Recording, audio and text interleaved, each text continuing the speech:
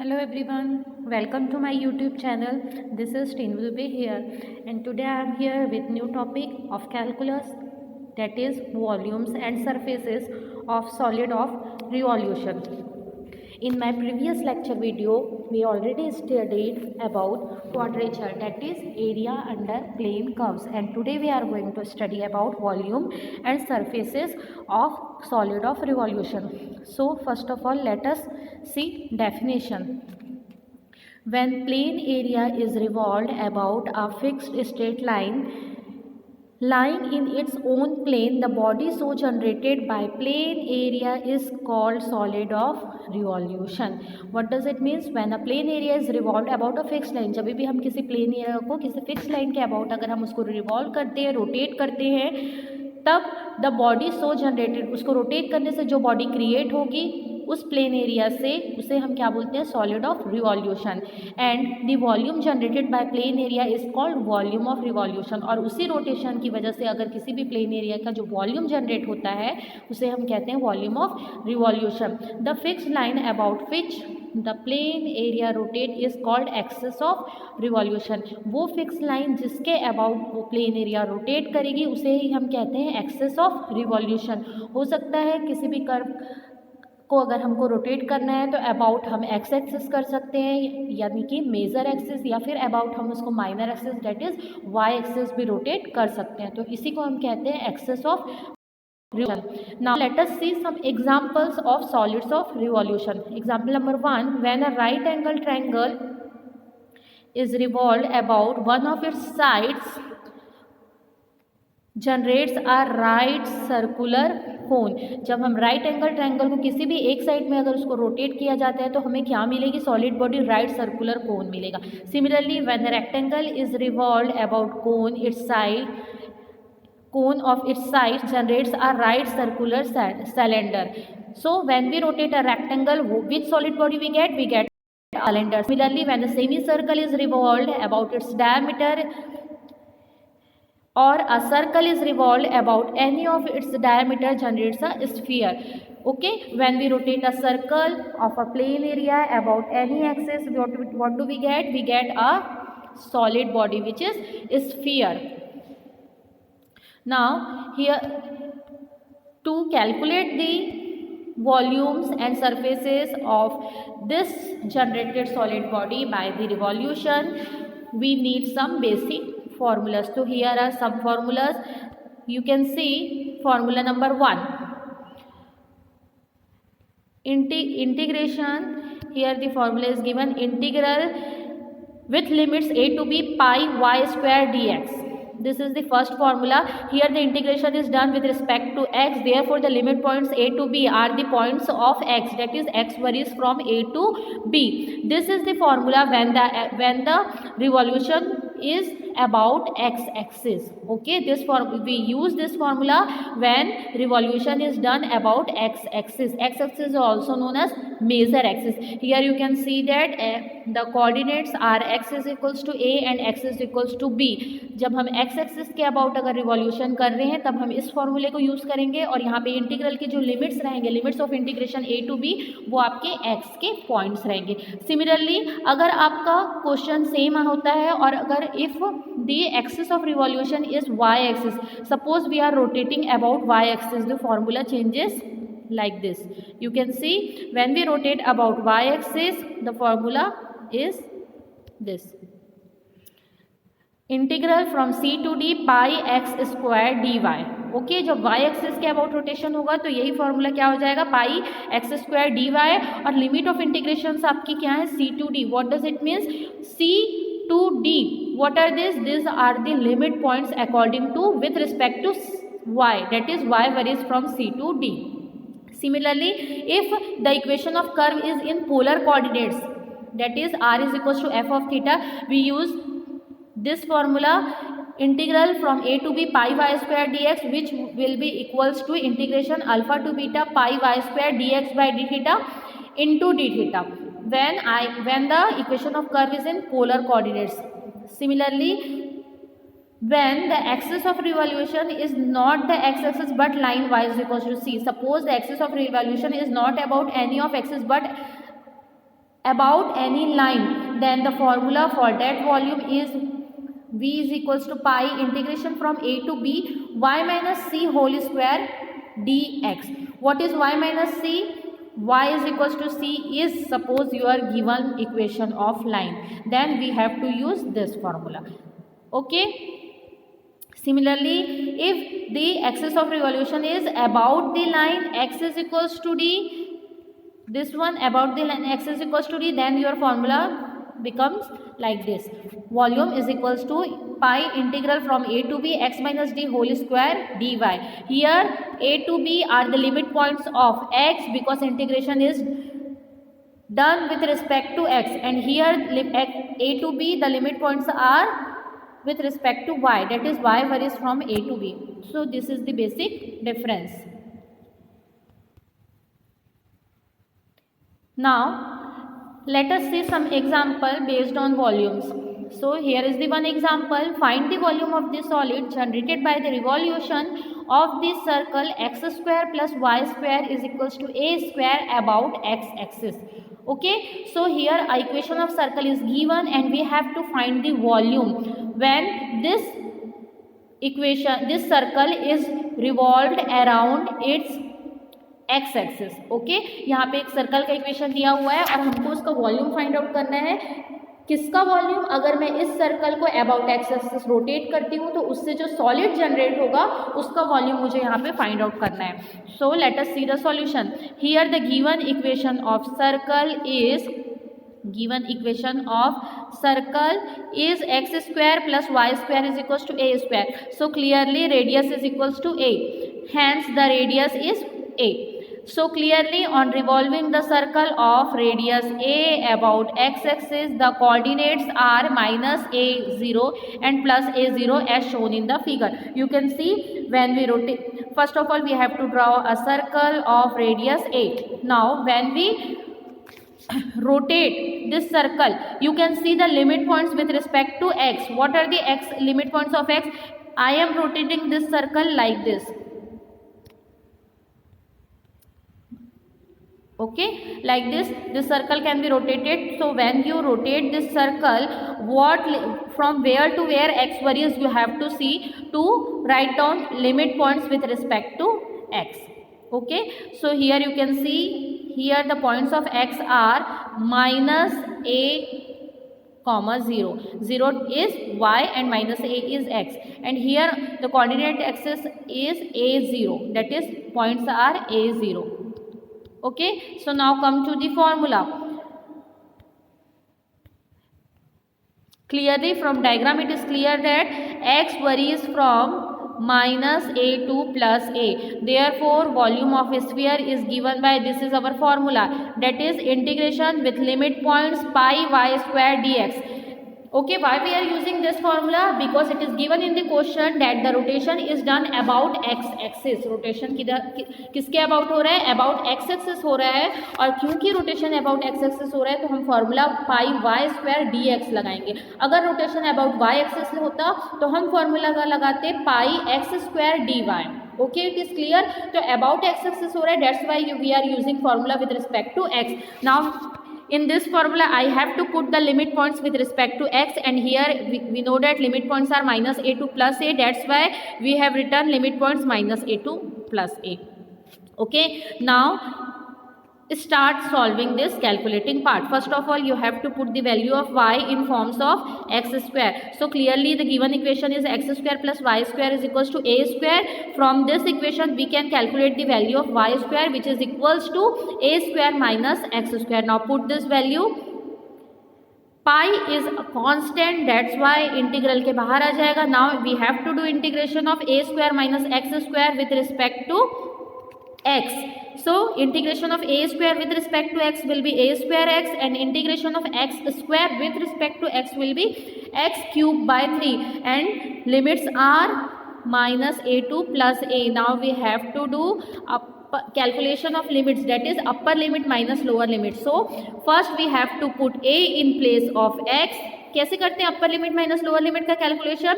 आपका जो फंक्शन आया है, जो वैल्यू आई है, इसी वैल्यू में आपको एक बार ये अपर लिमिट पुट करना है, डेट इज a, और माइनस फिर आपको इसी वैल्यू में एक बार आपको लोअर लिमिट पुट करना है जो कि आपका है -a। तो जैसे ही आप अपर लिमिट पुट करेंगे, अच्छा लिमिट्स किसकी वैल्यू में पुट करना है? इंटीग्रेशन हो रहा है with respect to x, okay. तो जहाँ पे भी आपका वेरिएबल x है वहीं पे आपको लिमिट्स की वैल्यू को पुट करना है। तो सबसे पहले आप बात करो अगर अपर लिमिट की, तो your upper limit is a। So when we put upper limit that is a, क्या हो जाएगा? a² इंटू एक्स, तो x की जगह आ जाएगा a, तो क्या हो गया? a³ हो गया, माइनस x³, तो x की जगह a पुट करना है तो a³/3, ये हो गया आपका अपर लिमिट। फिर उसके बाद आपको करना है माइनस लोअर लिमिट, माइनस का सिंबल आ गया, अंदर वही फंक्शन और उसमें एक बार लोअर लिमिट पुट करना है। लोअर लिमिट आपकी क्या वैल्यू थी? -a थी, तो -a पुट करोगे तो फर्स्ट टर्म हो जाएगा -a³ और माइनस माइनस प्लस हो जाएगा और सेकंड टर्म हो जाएगा a³/3, okay. Now calculate it, a³ minus a³/3, what will it give? 2a³/3. Similarly, when we solve a³/3 minus a³, we get 2a³/3 again. So on solving this, we get pi, बाहर अंदर क्या हो जाएगा? 4a³/3, that is 4/3 pi a³. So this is the required volume of given circle. Okay, this is the volume of solid generated by revolving a circle of radius a about x axis.